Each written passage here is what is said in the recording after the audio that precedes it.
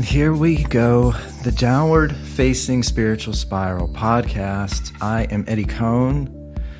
Thrilled you're here listening. A lot of options podcast-wise out there, so I appreciate you taking the time to be here. I'm going to touch on 9/11, the difference between 20 years ago and today. I want to talk a little bit about selfies and how I don't believe people that take selfies are bad people. I think this is very important. I'm not judging them, thinking that any of these people are bad, but I do think it's important to talk about. We are the victims, or we are the product, rather, I should say, of a world that is obsessed and addicted to technology. And also we are sort of the outcome of a world, or the product of a society where truth no longer really matters, or it doesn't seem like that's important to find. So I'm going to try and unspool all of this and read some articles as well. There's a lot going on here, I think, inside my head, so I'm going to try and unravel it all and make some sense. I had a great podcast with Matt Belinsky that just went live last week. I have a couple podcast guests planned in the next couple weeks. I also just released my record on Bandcamp, so it's officially there on eddiecohn.bandcamp.com. It's my fourth album. Incredibly proud of this record, Dystopian Days. It will hit Spotify next month, but it's now available at Bandcamp, so you can head over there and have a listen. I would love for you to listen to this record. So it's only a half an hour of your time, so hope you find the time to listen. I watched the 9/11, or at least the first couple episodes of the 9/11 special on National Geographic. And it's riveting, powerful. The footage is jaw-dropping and incredibly moving. And it's funny, I saw this tweet from Stan Van Gundy. He used to be a basketball coach, and he was talking about, can't we as Americans come together like we did 20 years ago? And I know he's referring to the vaccine, and we should all just get the vaccine. I think what happened 20 years ago and what is happening now, they are completely polar opposites. They don't correlate. It was very clear who the terrorists were. It was very clear how harrowing and horrific what happened was. We knew who was responsible. There was such a clarity to what happened. And what's so interesting is I'm watching the footage of 9/11 on National Geographic. This was before Facebook. This was before smartphones and Instagram. And I found myself wondering, if that happened now, would people be more interested in just taking footage for their Instagram page and their Facebook page? I think to myself, are people more apt to grab their phone than to grab someone's hand and help? And I think we are in such a dangerous psychological space right now. And I've been listening to Jordan Peterson speaking to Dennis Prager on a podcast, which was really powerful, and I highly suggest you listen to it. And Dennis is much more religious than I am. I don't consider myself religious at all, but I do hold on to these ideas of values and what's important. And to me, the cell phone has ripped that to shreds. And I really found myself curious about, if something tragic is happening now, what are the responses? It feels like people are more inclined to grab their phone and take videos to sort of show that they were there. Not because they care, but to sort of add more attention to their lives. And I think we are seeing now with the pandemic and the lockdowns, and more so the lockdowns, the result of living in a world where we don't know where the truth stands. And I don't, it's weird, I saw Jimmy Kimmel is saying that people that are not vaccinated should not get the same treatment in hospitals. It's the unvaccinated. It's the unvaccinated people's fault for what we're going through right now. And to me, the lunacy of that is beyond anything that I can fathom. And then I also don't fault anybody who doesn't believe what's going on, because the media's main objective right now is clearly not to provide us with the truth or to relax us or to find who was responsible for this mess. It's becoming pretty clear at this point that it's possible there was a lab leak, but nobody wants to investigate that. It's become pretty clear that Fauci is promulgating more fear and wants people to wear masks and forever. And despite the fact that we're sort of zeroing in on 75% of the society has gotten the vaccine, we are still getting more mandates, more lockdowns, more calls from the president to now require vaccines for companies that have over 100 employees. It's like the mandates, charges, and decisions for lockdowns are only growing stronger, despite the fact that more people are getting vaccinated. So I bring all that up because we live in a world now where the truth has been ripped to shreds. We don't know where this virus came from. I mean, we certainly have a hunch at this point, but nobody wants to investigate that. Like when 9/11 happened, it was so utterly clear who was responsible, what we need to do. We come together, and I was moved immensely watching the National Geographic special last night because I saw people coming together. And what I see right now is a world where people are pointing fingers, holding on to phones, more concerned with themselves. People aren't coming together. And it's really disturbing, and it's scary. You know, I don't want something like what happened 20 years ago to happen again, but sometimes those really horrific moments do bring people together and make people stronger. And for whatever reason, well, not for whatever reason, for many reasons, this lockdown and pandemic it feels like it's bringing out the worst. And the idea that people are pointing fingers towards the unvaccinated, that it's their fault. And it's like, do we blame people that are overweight, or do we blame people that have drug addiction problems? Like they're the problem in our society. It's truly despicable what's going on. The idea that the president is forcing companies with over 100 employees to force their employees to get vaccinations. The idea that Jimmy Kimmel is going on the air and saying it's the unvaccinated people's fault, and it's getting applause. I mean, do you really see what's going on? This is the complete opposite of what's going on 20 years ago. And it's quite disturbing. It's quite difficult to navigate.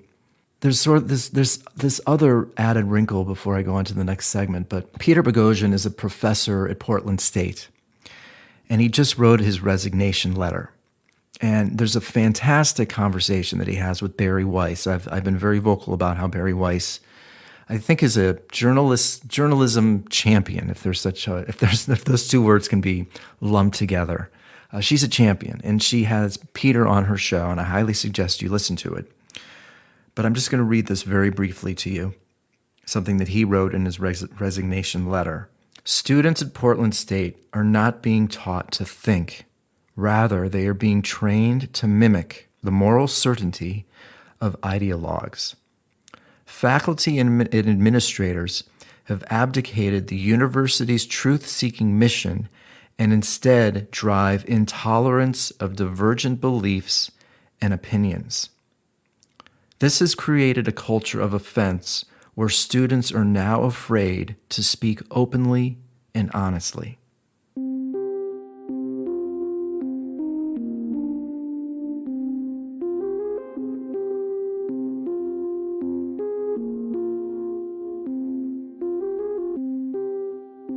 You have so many layers to this all. Media is no longer sharing the truth, and then people are scared to speak their mind. So when you live in that world, what's going to happen? We are going to be hoodwinked into all believing a particular way. And people who don't believe that particular way are going to be, the finger will be pointed towards them as being the enemy.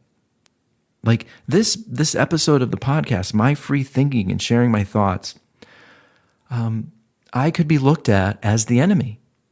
But it seems very clear as day, 18, 20 months now, that this is no longer about a virus. This is about, and it was a really powerful image yesterday I saw on Twitter. You see Barack, President Clinton, President Obama, President Biden and their spouses at a 9/11 memorial, all wearing masks with their heads down. And that image to me is so powerful. It like this idea that people still feel like they have to wear a mask outside. People are wearing masks to virtue signal, to feel and make it seem like they care about you, that they care about the world. And I call bullshit. Like, to me, this group of people want to, they want to neuter you. They want to lobotomize you and make you think a particular way. And then also make you feel bad if you don't think like them. And I can't let go of that belief. I can't let go of what I see. On the one hand, look, I wake up every day and feel blessed and lucky that I am feeling strong and healthy and I'm able to eat well and move my body. I am blessed like beyond belief. But what terrifies me right now is what the puppets upstairs and the way they're pulling the strings and trying to turn this society into a way that I feel is incredibly draconian. And without a moral compass, with the addiction to cell phones,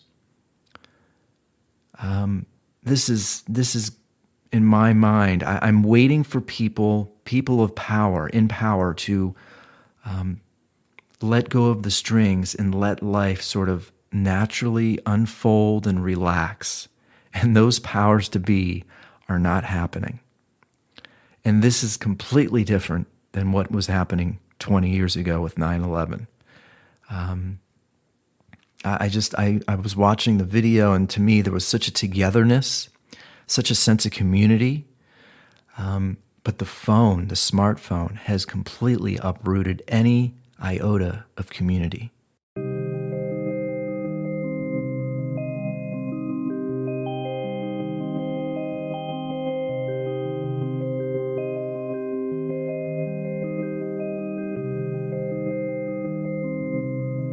And again, before I talk a little bit about selfies and let you go, just John Rappaport, I want to read this to you.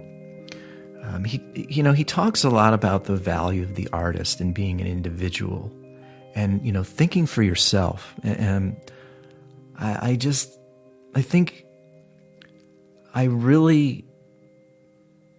the tendency is to spend most of your day on your phone and to watch Netflix and Hulu all day and just sort of demonize the unvaccinated.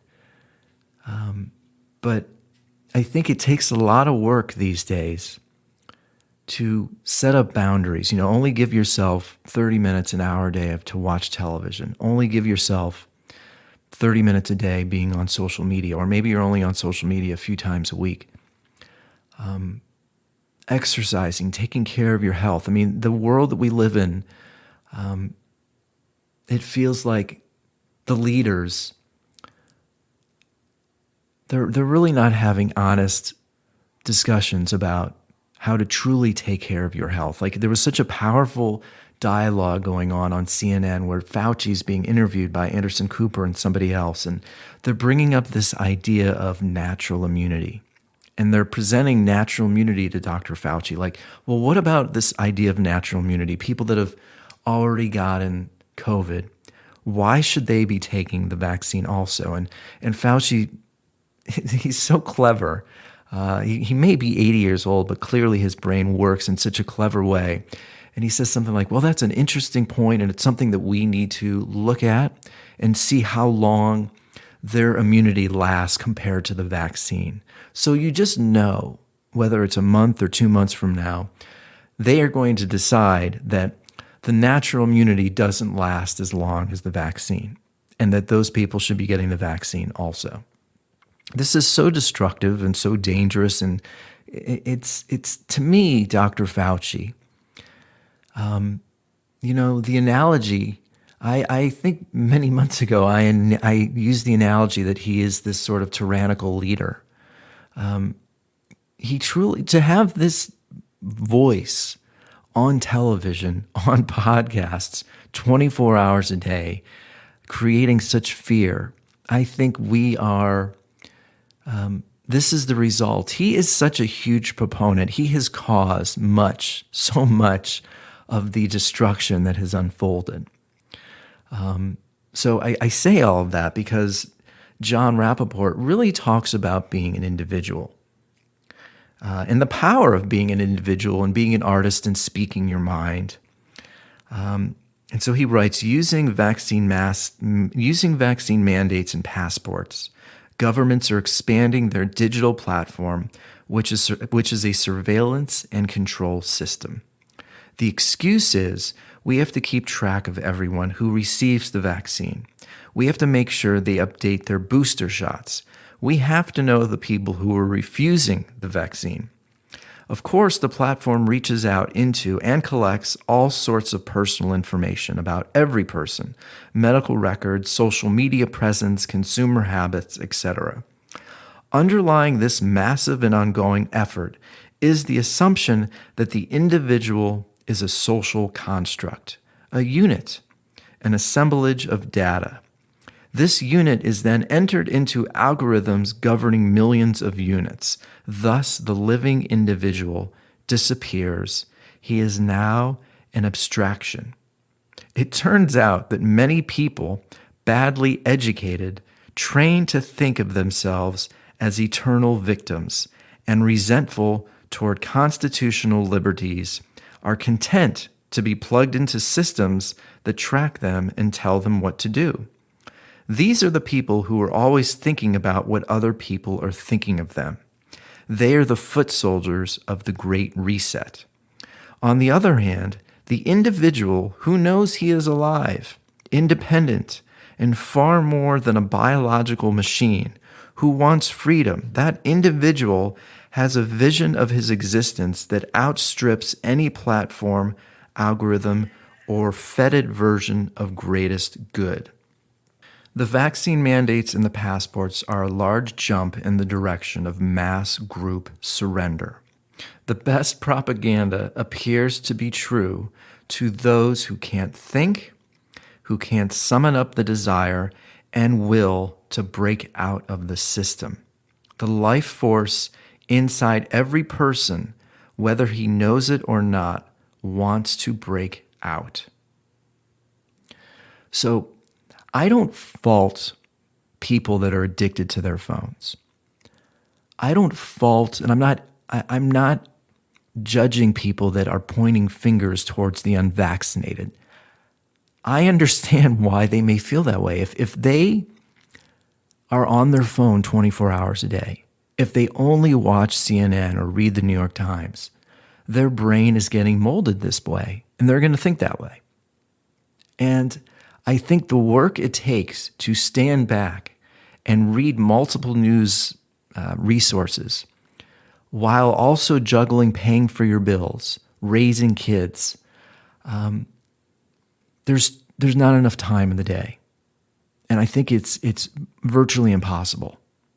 I'm out to dinner, and we're at this amazing dinner. We're having, clams and raw fish, and it's called EMC in Koreatown here in LA. And I'm noticing these two guys eating while looking at their phone, not talking to each other at all. And they're smiling and laughing and posting and looking at stuff. So clearly they're having a good time. And then one of them for 10 minutes has his phone up and I'm not exaggerating, for 10 minutes is taking selfies with his food, at different angles, duck lip selfies, putting on sunglasses even though it's already dark inside. This is his behavior for 10 minutes.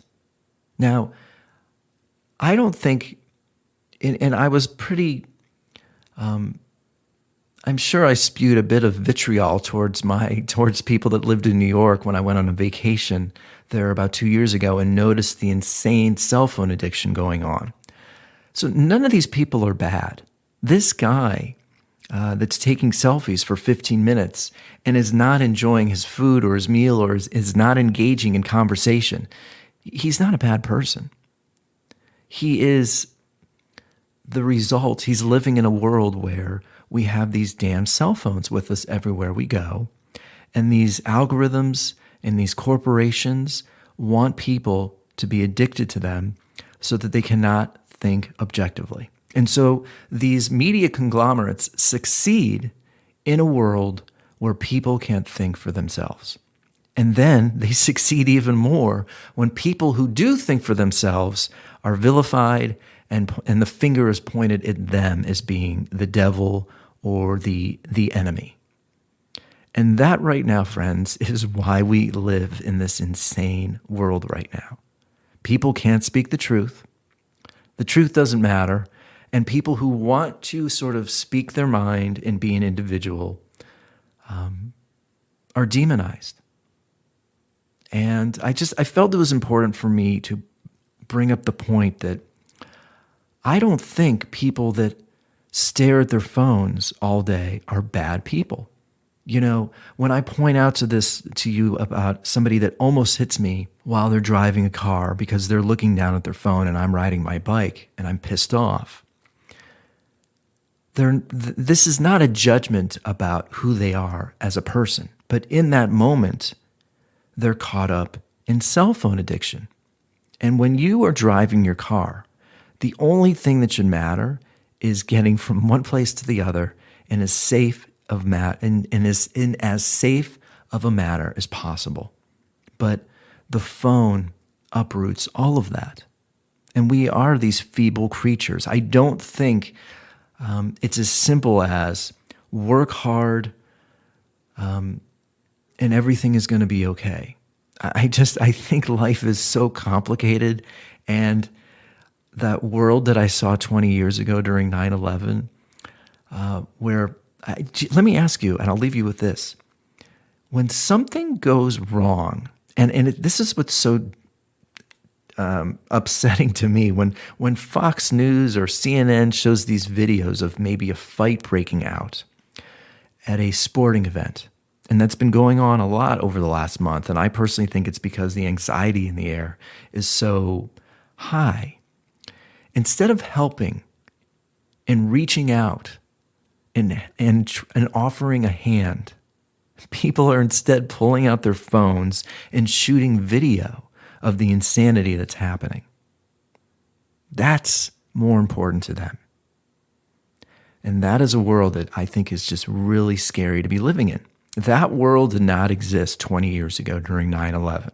As awful as that event was, there was a sense that we could hold each other up, create communities, find the perpetrator, and succeed. And now it's been uprooted. Now people are reaching for their phones instead for another human being's hand. So I will leave you with that for today. Some great guests lined up over the next couple weeks. So those podcasts will drop in the next week or two. You know where to find me on Instagram at Eddie Cohn or the Spiritual Spiral Podcast. I'm on YouTube. My music videos are there, but I would really love it if you went to Bandcamp and checked out my new record, eddiecohn.bandcamp.com.